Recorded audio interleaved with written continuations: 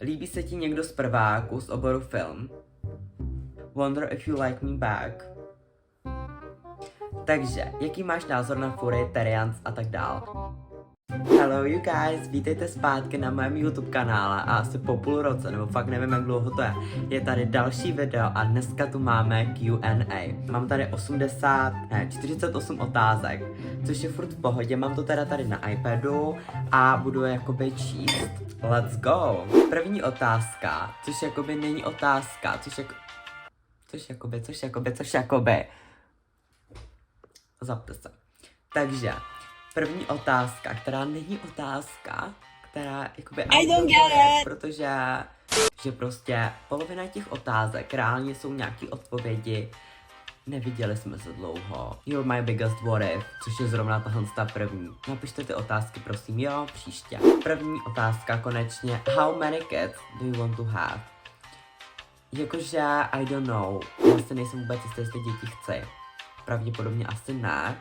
Možná se to změní, ale I don't think so. Jakoby fakt ne. Fakt si nemyslím, jakože.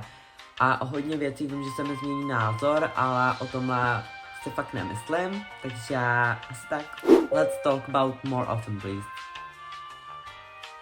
No. Jsi gay.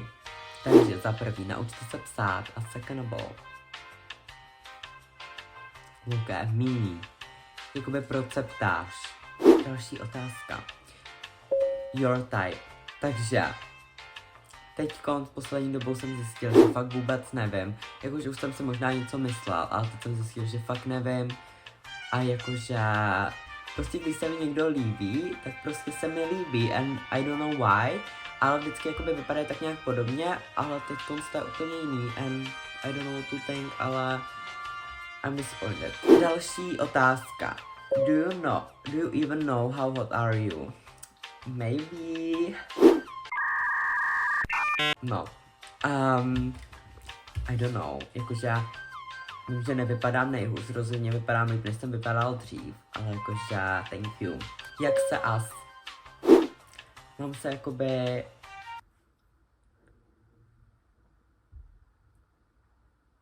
No. Budu se dneska vyjadřovat hodně zajímavě.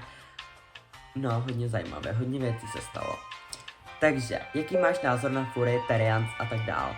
Já na to, že jako nějaký špatný názor úplně nemám, protože I don't know, you do you. A jestli budeš chodit jako kočka, pes, tak si choď. Prostě jenom fakt, když jsem chodil na adapták, byla tam jedna holka, co si myslela, že je pes. A začal mě kousat do nohy. Takže pokud mi tohle nebudeš dělat, tak si choď jak chceš. Jak se ti líbí v naší školičce? Miluju ji. Jakoby fakt lze, podporuju, úplně úžasný. Nevím, co podporuju, ale úžasný. Jakoby fakt love it. Do you like anyone right now?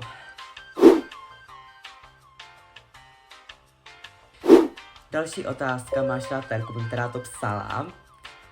Je to Bobina, love her. Jakoby až na to, že mě kouše, tak Bobinka, love you.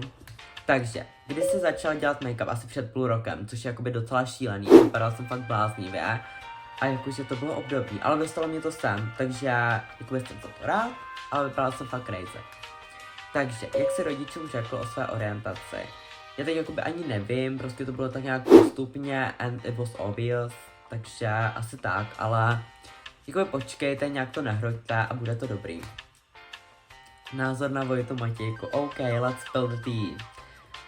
No, zase tak moc ne, protože já na ní nechci říkat úplně za stolek věcí, jakoby we were friends, OK, a jakože teďkonc mi přijde, že prostě on o mě na streamu tvrdil, že mi narostly čísla a že jsem hrozně mean, which is, co on přesně je, a the point, že tvrdil, že je větší influencer než Tadáš, nebo Tadáš 99, I don't know, kvůli tomu, že má víc PR balíčku, first of all nemáš, a za druhý, to, že dostáváš PR balíčky, jakoby tě nedělá influencerem.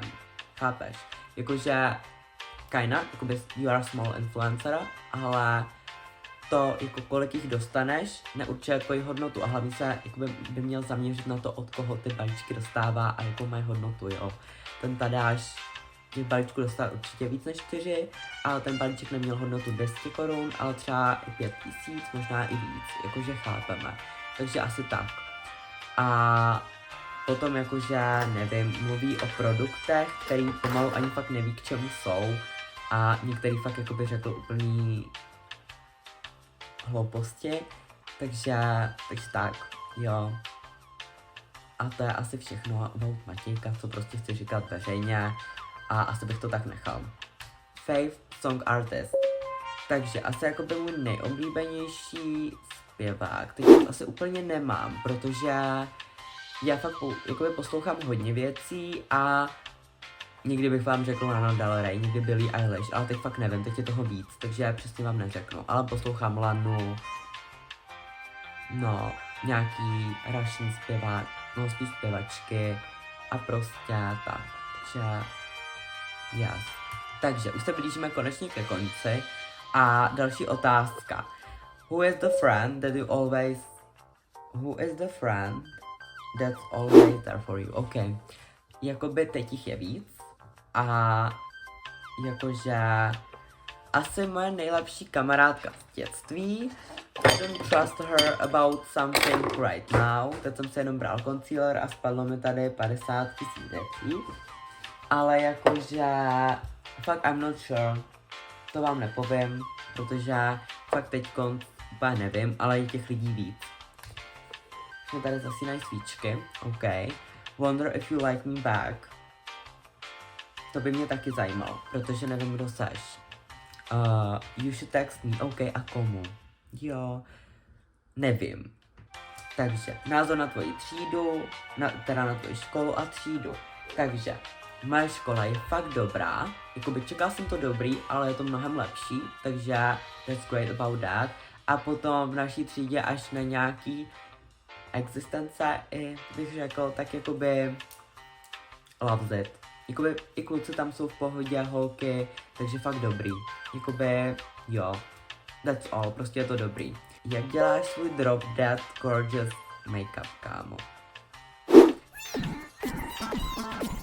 Takže, we haven't seen each other in so long. Miss you so much. I don't know who that is, takže jestli je to někdo, koho znám, tak mi napište.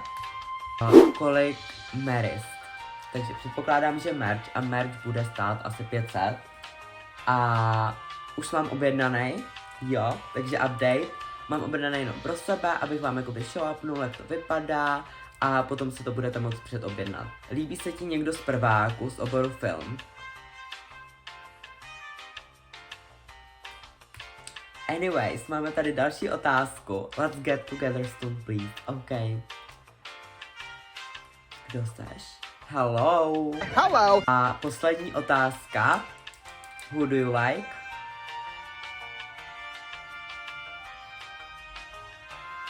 No, to bych taky rád věděl. Takže jsme u konce videa, já doufám, že se vám video líbilo, ještě se tak rychle podívám, jestli mi nepřišly nějaký nový oznámení a když tak je sem ještě potom Samko přidá. Všichni nezapomeňte dát follow, like a napsat do komentářů, třeba jaký další videa byste chtěli a klidně napište nějakou otázku i do komentářů a já vám třeba na ní odpovím. A já se budu těšit určitě u dalších videí, které možná budou vycházet častěji, protože pravděpodobně mám novýho střihače. A já se budu těšit u dalšího videa. Bye!